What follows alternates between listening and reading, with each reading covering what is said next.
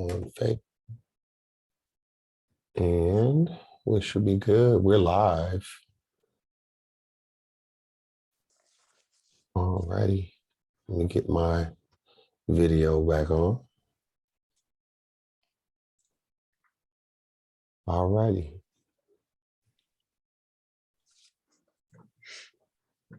We're good. Let's get this intro started and let's get it. 1 minute in. Ladies and gentlemen, welcome to I Am Your Host, Tyrone Bridges. Let's get it.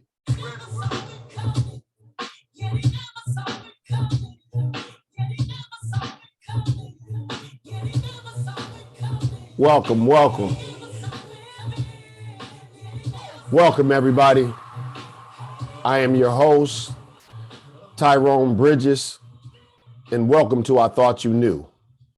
I have a very special guest with us tonight, a candidate who is running for 14A2 District Court Judge for the city of Ypsilanti, Miss Fawn Armstrong. Say hello, Fawn. Hello. Thank you so much, Mr. Bridges, for having me. All righty, great. All right, let us know a little bit about you. I usually try to let our candidates go in and let the public know who you are and why you running. Of course. Well, again, my name is Fawn Armstrong, running for 14A2 District Court Judge. I've been a prosecutor here in Washtenaw County for the past 10 years. So I've worked in all of the district courts. I spent the majority of my time at 14A2. I also did 3 years of appeals. I am currently assigned to circuit court work before Judge Brown. I'm also prior service. I did 8 years in the Army Reserves. I did one deployment to Iraq from August 05 to August 06 with the 785th Military Police Battalion. Okay. When I was in undergrad, I decided at that point to choose the path of going into the law because I wanted to be a prosecutor because I wanted to help victims. I thought, gosh, if someone is a victim and they have someone to listen to them and fight for them and believe them, that would be a worthy occupation for the rest of my life. Right. And then as I got into the prosecutor's office, after I worked for a couple different firms doing civil law for a while. I got into the prosecutor's office and again, spending most of my time in 14A2. And there's so much more into criminal law than just fighting for victims' rights. Of course, you also have to think about the community's needs, the public interest. But you also have to look at the defendant themselves. People come into before the court for a variety of reasons. They have their own history, their own trauma. They're all individuals and they need to be treated as individuals. And I've seen real change happen at the district court level. Like I said, I'm currently assigned to circuit court. So those are the felonies. There are some serious crimes there.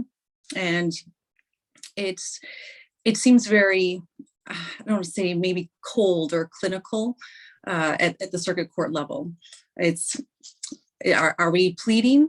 Are we doing probation? Are we doing prison? Are we doing a jury trial? What's happening? Move along. Where at district court, there's a real opportunity for the people involved, especially the judge, to really enact change. And they can do that through making individualized programming to get to the root or the cause of why someone is before the court in the first place. I distinctly remember this was at 14B with Judge Pope. He had a domestic review docket, and it was my favorite docket. And I really didn't have to do much as the prosecutor there. My job was to take notes and listen, because again, it's reviews. It's defendants coming in every month, every 2 months, just to talk about their programming, their jobs, their lives, what's happening. And some people would start off just kind of going through the motions. I'm forced to do this, yada, yada. Right. And over time, some defendants were just excited to come in and talk to Judge Pope about these changes that are happening in my life. My family life is better. My job is better. Mhm. I'm learning how to react to stressors in a positive way, and that changes every aspect of their lives. Our whole goal, really, in the court is to so that we don't see that person again, right? Right. We like to see you again, but we hope we don't see you again. Right. Because they're coming there for the wrong reasons. Right. Right. We want someone to get better, their whole family's lives to get better.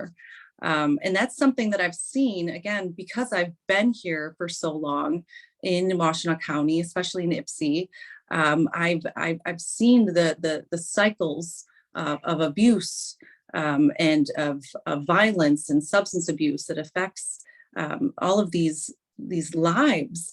And if we can change that, then man, what a worthy occupation, what a worthy cause if you can do that.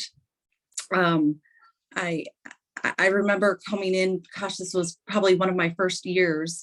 And there was, sometimes we see some of the same names come up, especially in the domestic violence realm. Right.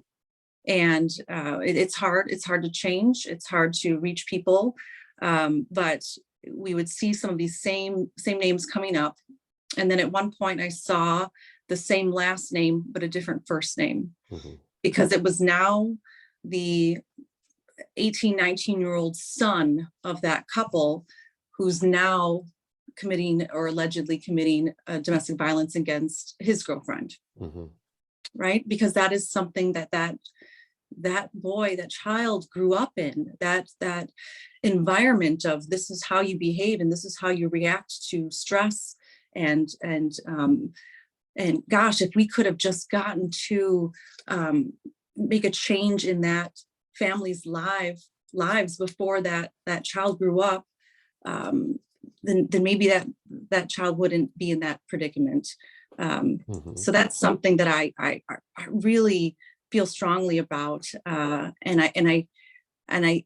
I've lived my life serving, with being a prosecutor, with being in the military, serving the people specifically of my community, and I think I can serve best now with the experiences that I have, with the vision that I have. I think I can serve best as a district court judge, All because right. that's where the So change is. so in your community, let's delve into your community. So where are you originally from, if you don't mind me asking? Yes, I mostly say I grew up in Marine City. We moved around a little bit when I was younger, so places like St. Clair Shores, East Point. But in 6th grade, I moved to Marine City, so I spent the majority of my life there. Okay. And what type of programs are you involved in Ypsilanti, in the city of Ypsilanti, connecting with the people in Ypsilanti, if you don't mind me asking? I certain types of programs. It's mostly just through the work I do at court. Mhm. I've been involved in various charity programming for the community. A lot of that has to do with putting on different events. I'm in an all lawyer band, and Mhm. we would perform at various events to raise money for charity, that be it Humane Society, Food Gatherers, Toys for Tots. I've been involved in programs around Christmas time where and now I'm blanking on the name of it, but it's a program specifically for Washtenaw County residents where people that perhaps can't afford to throw the best Christmas for their family members. They are selected to be in the program, and then they have a wish list, and we give and donate various items that the family needs, that the children need. That's been, I think, a very worthy program for people here. So I think that's mostly it. Just various charities. Yeah, I understand. It's a lot of people running for office that are involved in a lot of programs. A lot of programs specifically for Washtenaw County residents, via low income residents, and etc. The reason why I asked that, because a lot of your constituents, or a lot of the consumers or people that comes through your court, if you are elected, will be within the Ypsilanti area. And that's why I'm wondering, what type of connection do you have, or have you had any connection to any groups or any functions within the city of Ypsilanti? That's a very key thing that a lot of people look forward to in supporting someone's campaign when they're running within the city.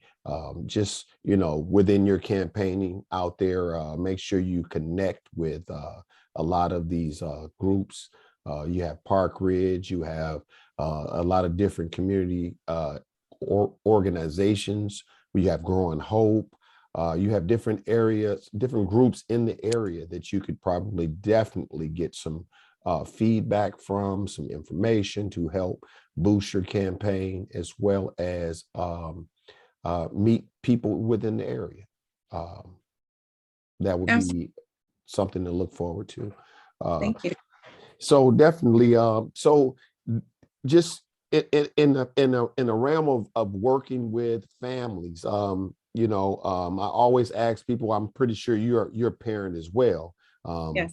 And you hold your children dear to your heart. A lot of things in Ypsilanti that's happening, it would require or need a parent's perspective, as well as your legal perspective on the bench. So share with us some things, if you don't mind, that let the public know a little bit more personal stuff about you and who you are, because we want to know who this person. I mean, your looks can get you in on some people, but a lot of people will be wondering where this pretty face come from. We want to know, does she have a husband? Does she have kids? I mean, can she understand the people who she's serving? So I that's the question that I'd like to ask. Absolutely. I'll tell you a little bit about me currently right now. I do have a daughter named Ava Grace. She is 13 years old, in 7th grade. She goes to Saline Middle School. All right. I just got married in March. My husband is a criminal defense attorney. His name is Christopher Shemke. All righty. Give him a shout out again. Say that name again. Christopher Shemke. Okay. All right, Christopher, you hear she's giving you a shout out. So make sure you come back on the show at some point and be your wife's cheerleader. Okay, go ahead. I'm sorry. And he's actually, so he's newer to the community. It's one of those things that we've been kind of dating on and off about 5 or 6 years. And he was more of a Wayne County, he was a prosecutor in Wayne County for a little bit. And I think the last 10 to 12 years, he's been a criminal defense attorney doing Oakland, Wayne. And I said, I gotta stay in Washtenaw. I gotta stay here. And this is my home, this is my community. So I finally was able to convince him to move out here. I also told him he needs to get on the public defender list, the appointed attorney list in Washtenaw County, because I know that our residents here who can't afford to retain need to have good representation. So we need to have that list very strong. So he is doing that, and he really enjoys the work that he does here. I want to give a little bit, if you don't mind, about kind of my history and growing up, because I do want it's a lot to ask someone to vote for me and you don't know me. And I think my history leads a lot to how I would be a judge, and even how I approach being a prosecutor, because like I said, when I look at everyone as an individual, it's because I know that everyone like myself has their own history, has their own trauma, and that trauma, those experiences perhaps shape their behaviors, their actions, or even what they can do if they're on probation. That affects my decisions that I would have to make if someone's perhaps violating probation. All of that is I think very relevant. I myself grew up very of low means. My mom was a single mother. She was also a foster child for a period of time. She was kind of told at 18, you're on your own. So she got married right away, had 3 to 4 kids right away. And it was a struggle. It was a struggle. She worked at Kroger. We were on free lunch. We were going to lose our house. It was a struggle for a long period of time. She also, I've seen her be a victim herself of domestic violence by my ex-stepfather. I remember being a child trying to shield my younger siblings while I saw her being thrown against walls, holding my baby sister. So that also leads into my experience and knowing what people are going through themselves. So through all of that, my dad himself had a lot of substance abuse issues. He was actually in a biker gang while I was growing up. He did get out at some point, but he was in and out of jail. Our family friends were going to prison. So all of that shaped me and my behaviors. And myself, I ended up getting in trouble when I was a teenager. I had an arrest for shoplifting, and I remember being terrified. I didn't understand the court system. I didn't know what was going to happen to me. I remember being in court with my public defender, and they said, "Oh, good, we're going to get you this deferral. It'll keep it off your record. You're just going to do some probation." And I was ecstatic. I couldn't believe my luck. And I went into that court in front of the judge, just smiling ear to ear, because I was just so happy. And I remember the judge didn't like it that I was so happy, and ended up tacking on a bunch more conditions and community service. So I had to complete all of that based on, I didn't know how to behave, I guess, in court, and I wasn't supposed to smile. But it was one of those things that it was always in the back of my mind when I was doing prosecution work, especially in district court, and having young, and I say kids, but kids, young, teenagers, they're adults coming into district court, but legally adults, but 18, 19, up to, young 20s, are all the kids. They would, come in and the people that are coming into the court, that could be the worst day of their lives. And that needs to be acknowledged. And those kids coming into court, they need to have things explained to them, because they don't know. And this is terrifying for them. And we need to be able to look at them and say, let's give you a second chance. And that's what I hope to have, is essentially a court of second chances, because no one deserves to have their lives completely ruined forever by mistakes, and mistakes made basically based upon their environment and their childhood and their lack of of appropriate mentors or education or means. All of that needs to be taken into consideration. Right.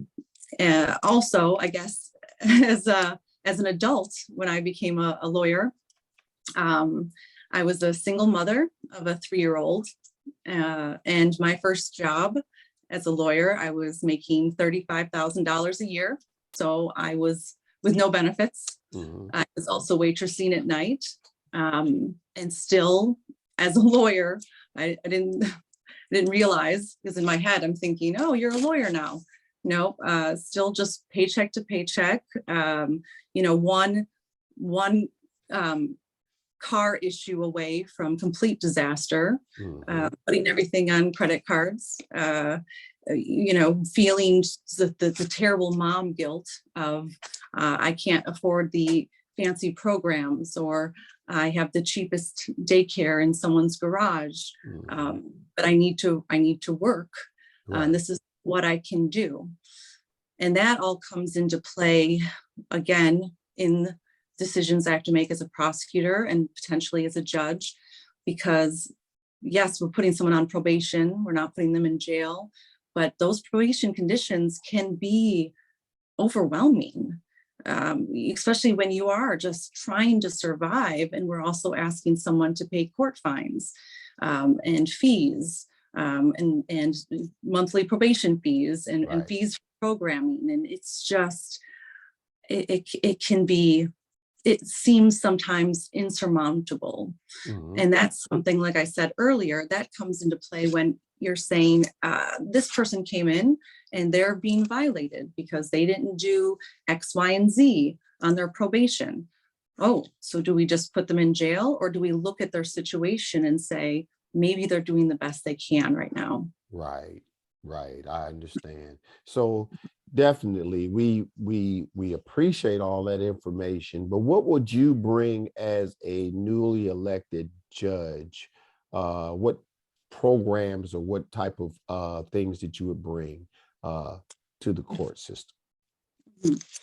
Well, definitely, of course, the balance that I've spoken about before, in the individualized programming, because again, we want to get to the root, and the cause of someone's issues, so Mhm. that they don't have to come into court again. Something that I feel very passionate about is, or at least in my experience, being at 14A2 for so long, is traffic offenses, driver's licenses. That is, we want people to be able to drive, Right. yet sometimes we make it impossible for them to be able to drive or have valid licenses. And that's something that definitely needs to be fixed. We need to have more assistance showing people how to get their license back, and be more forgiving on fees and things that people can't afford, but they need to be able to drive. One thing Right. I have seen, I think, is because of the pandemic. We switched a lot to Zoom court, Hmm. uh, and things have lessened up now. And I've seen judges in the community start going back in person for a lot of things. But I will tell you, the 1482 court dockets are very long, very long. You might have someone there who is unrepresented. So of course, different retained attorneys get to go first, and Hmm. someone sitting there all day just for perhaps an adjournment. And they have wasted now an entire day of not getting paid because they're not able to go to work. And also we're expecting them to get to court where maybe they don't have a license, and we're saying just figure it out.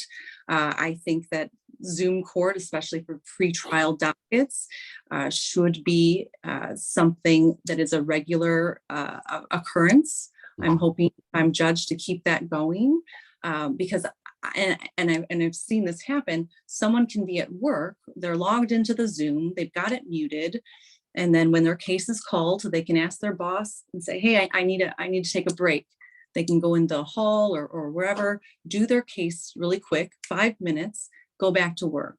So I think it's less disruptive in people's lives, Right. especially for just something as simple as a pretrial, where other times they're there all day.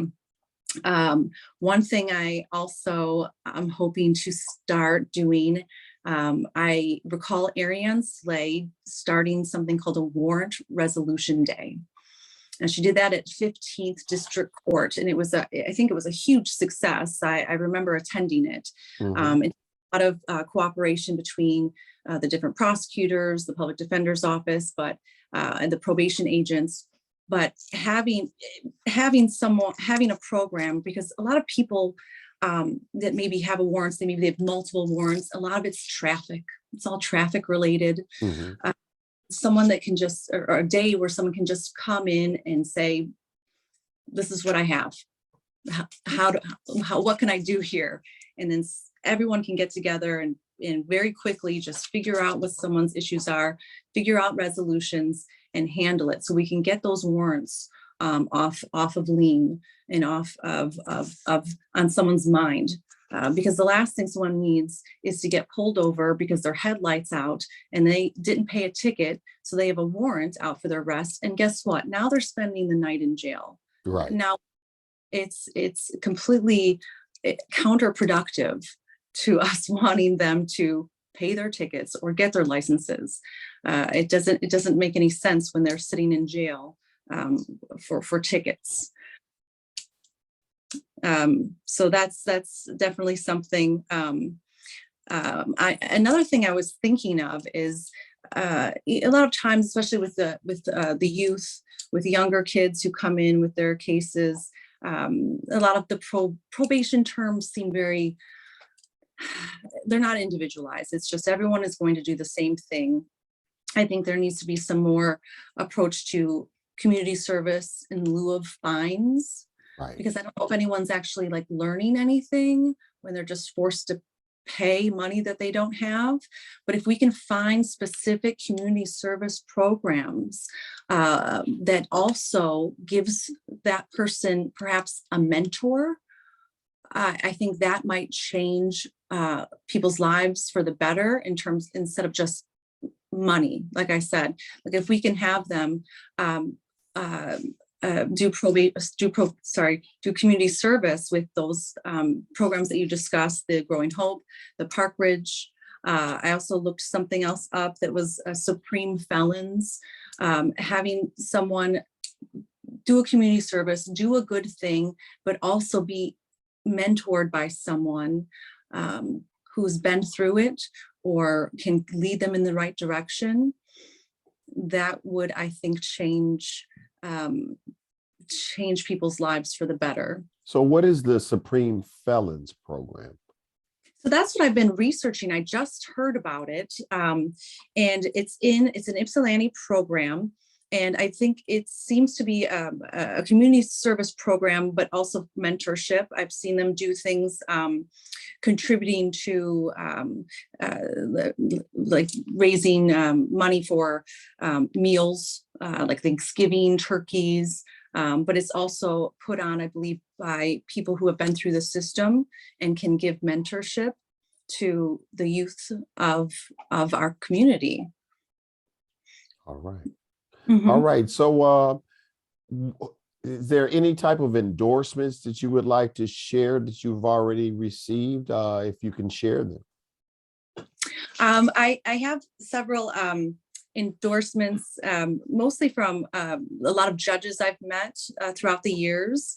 I have a judge, a lot of them are out county. I do have a Judge Julia outside from the Washtenaw County Probate Court. Judge Mimi Mullins, Elizabeth Mullins, Elizabeth DeSanto, Judge Coleman Hessen, Judge, trying to remember everyone's names, Judge Allen, he's in Wayne County, the circuit court there, Judge Ed Ewell. Mhm. Let's see here, gosh, Judge Greg Clifton and Judge Gino Salamoni. I actually just went to an event with those two, with most of those individuals. this earlier this week, and it was a program about fighting people who are substance abuse issues, people against narcotics use and programming. All of those judges at that program, that was Mullins, DeSanto, Shackelford, Clifford, or Clifton, they all have specialty courts. And that's something that has been, I guess, a vision or dream of mine for 14A, is putting on I would prefer a sobriety court in 14A. So 14A serves all of Washtenaw County, with the exception of Ann Arbor City, which has 15th District Court, and 14B, which is Ypsilanti Township. Okay. So 14A is 4 different district courts, but it serves all of the rest of Washtenaw County. And it's the only district court, it's actually the only court, because the circuit court also has one, only court in the county that does not have one of these specialty courts. And I think it's so important. And of course, someone who came into 14A2 perhaps, and they should be referred to a specialty court or sobriety court, they can be referred to 15th or a different drug court. But a lot of times, sometimes they're full. Sometimes there's a waiting list. Perhaps someone at 15th might get priority over someone who's then getting referred from 14A. And I definitely think that is lacking. And that's something that I would intend to do, is start a sobriety court in 14A. You have to get the funding, you have to get grants, you have to get the people who would be running the program. You have to make room in your docket, but it is so worthwhile, because you can really reach someone, because a lot of times this regular probation isn't enough, especially with substance abuse. You really need someone to be closely supervised, but also it gives someone motivation to finish the program and to succeed, because the benefits of it are a dismissal of the charges or a reduction of the charges. And that's huge. That's huge. You've put in all this work and you've gotten better, and now you're sober, and you can start fresh and get your license back quicker. It's a huge motivation. And yes, it's work, but that is what it's going to take to stop some of this substance abuse. And that's something that's affecting our community. We see a lot of cases of fentanyl, and fentanyl is very scary, very, very dangerous. And a lot of people don't even know what they have, because they think that they have heroin, but it's actually, once it's tested, it's fentanyl. And that's what's causing overdoses, because people are doing too much of it, thinking it's heroin, but it's not. And now they're in the hospital, or they're overdosing and perhaps passing away. It's terrifying. So I definitely think that's something that is lacking at the 14A court. So when I spoke to Judge Salamone, who just retired, but he started that court's sobriety court, and I think Shackelford is taking it over, but also the other judges there, they were very supportive and said, hey, we will advise you, we will help you start the sobriety court at 14A, because they believe in it, I believe in it, and it's necessary at this point. So are these judges outside the network of Washtenaw County judges? Right, yes. So just judges I've met through legal events, through my husband. So I've gotten to know them on just a personal level. And they've advised me in running for judge. I've had a lot of conversations with them about the work and about, like I said, these types of programs. So they've been very, very, very helpful and very supportive. But do you have any home endorsements of any Washtenaw County judges currently at all? Yes. So I said Judge Julia Outside. Julia Outside, what court she's in? She's at the circuit court in Washtenaw. Okay. So she does probate work. Probate. I also have referee Altenberg. Okay. Mm-hmm. All right. So, those names, I don't recognize those names. I know a lot of the main judges. But yeah, I just wanted to make sure you echo their names out so you can give them a shout out and let them know that you recognize their support. And Absolutely. anything that you would like to share to the public about your campaign, how to get a hold to you, how to Oh, yeah. support your campaign, maybe how to donate, or even how to get a sign or get a pen or a pencil and help you out. Yes, thank you. So we're still, we were hoping the website would go live this weekend, and I think we ran into some glitches. But we will have the Facebook page. I think it's up, but it's Fawn Armstrong for Judge. I'm also Fawn Armstrong for Judge at gmail.com. Or you can email me personally if you just want to talk to me or raise concerns. It's Fawn Cecilia at gmail.com. Cecilia, Cecilia. Fawn is Fawn. So all of that is hopefully going to be coming out soon. This was we're kind of scrambling a little bit. We didn't know that Judge Tabby was going to retire early. So as soon as we found that out, I had to talk to my husband because it's a family decision, talk to my daughter and say, hey, this is something that that they knew that I've wanted to do for a long time. We thought we weren't going to do it for another 6 years, but it was always the intention for our family or for me. And are we going to do this now? And they've been very supportive, helping me go door to door, talking to people. So we're putting it all together now. Excellent, The website will come out. The other last thing I know that we're going to have time. What's something else that's very important to me too is I'm very concerned about of weapons and guns in the community. So we've seen so many of these CCW cases or gun violence, and I've been very aware of it. Even a couple of weeks ago, I was at court, and I think I just asked, more rhetorically to some of the officers. I just said, how are these people getting all these guns? I don't even know where these guns come from. They're all unregistered, and the cop said that, gosh, a lot of people they all put guns in their cars because everyone's afraid and they need them for protection. So everyone knows that people have guns in their cars. So because people know that, other people come in and then start breaking into cars to steal these guns because everyone is looking for, I guess, a way to protect themselves or perhaps nefarious purposes. But that's something that needs to be addressed in the community. If our residents are just so terrified that they're all going to keep guns in their cars, I mean, that's something that needs to be changed. We shouldn't have our residents scared just to drive somewhere or live. Right. And I'm definitely sure with good judges on the bench, that problem can be solved. It takes a village to raise a community. I said that with a twist because we know it takes a village to raise a child, but it takes a village to raise a community properly. Everybody has this team thing, who's on whose team and who's on this team. But what we need some level-headed judges on the bench. We need some family judges on the bench, judges that understands the meaning of family, and also understands the mental well-being of a lot of the clients that they're going to serve.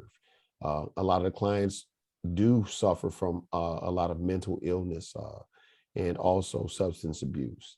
And you're going to run into a lot of youth doing a lot of crime, and the community is going to lean on your wisdom and your knowledge of the law, and also your knowledge as a parent to seek out solutions to solve some of these problems in the community. So that's why we bring people like you on the show. We would like to dig into your head and find out where you're going, because we have no idea. A lot of people with their names, a lot of people run off recognition because they're popular.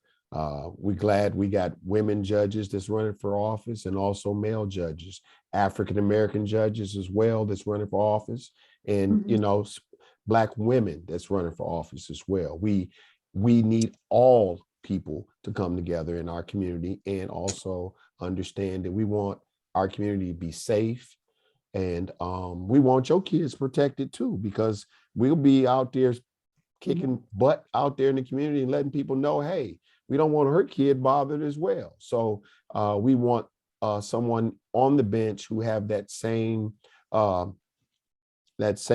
for us. Our kids need to be protected. Our grandkids need to be protected.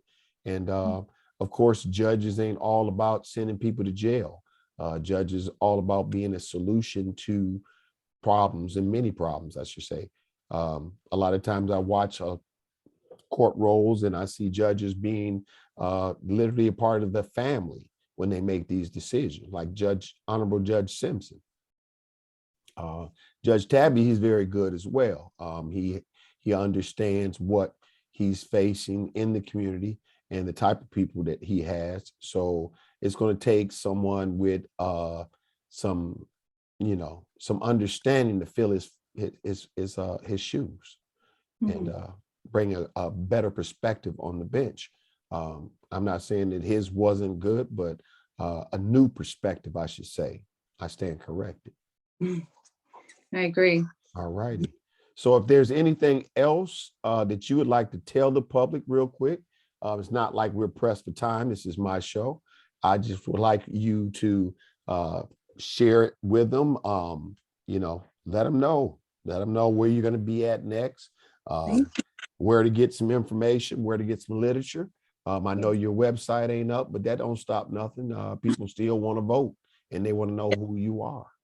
I appreciate that. Thank you. Yes, I guess I just really want people to know that judges need to be accountable to the community and accountable to the people.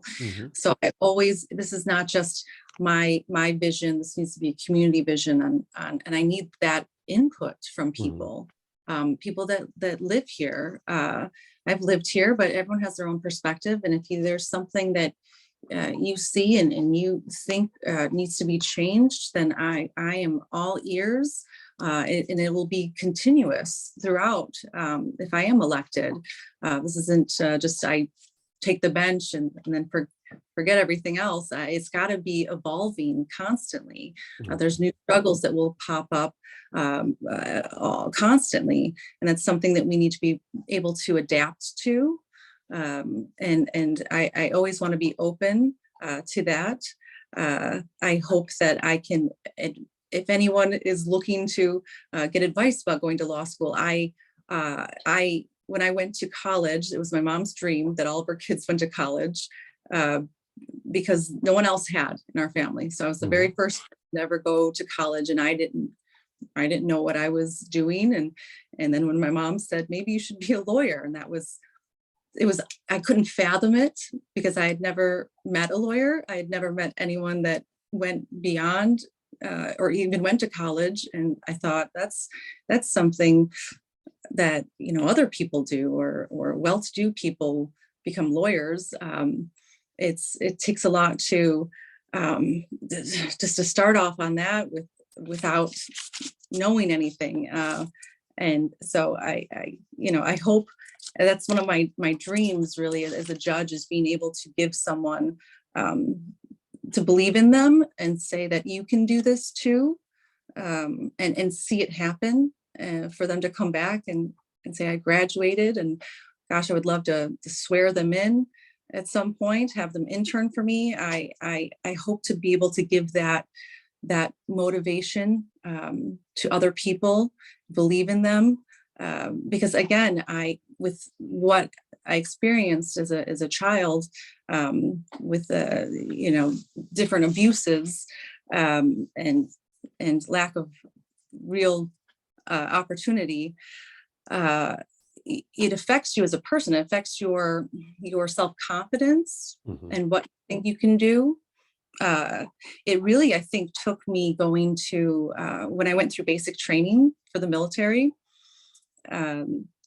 seeing what I was able to accomplish mostly because I was so afraid of the drill sergeants.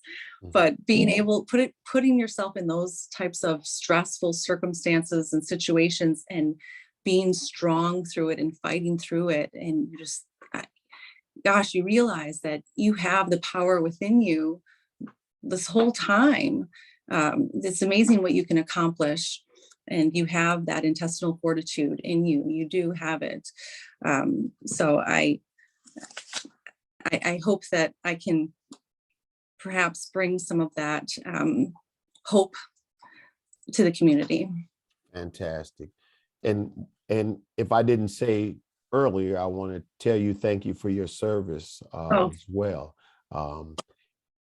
in the military, as well as you're doing your thing over there and trying to run and get elected for the judge's seat. We thank you for coming on the show, and we definitely want to get you back when you have your website up and your information up.